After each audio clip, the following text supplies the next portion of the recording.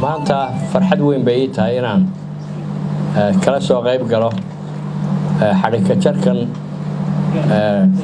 dayactirka iyo dhismo cusub isugu jirta ee wasaaradda amniga. runtii aad iyo aad bay farxad iigu tahay. aad baan waxaan ugu bogaadinayaa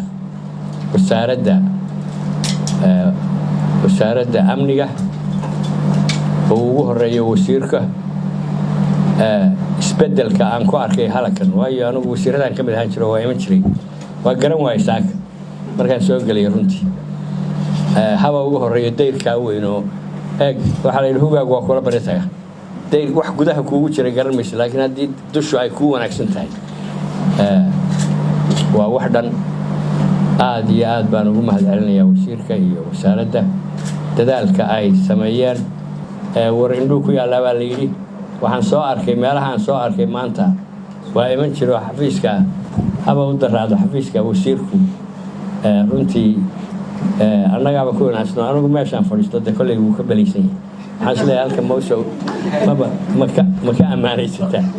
waxaan kaloo arkay aad moodaa kolley xoogaa isbedelna waa muuqdaa.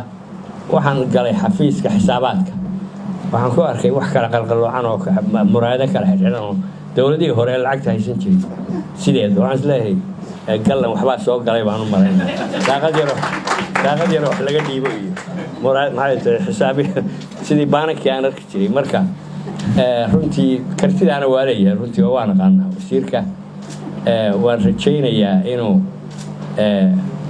riyooyinka uu hadda ku riyoonayo ama ballanqaadyada uu sheegay inay u suurtoodana waan rajaynayaa.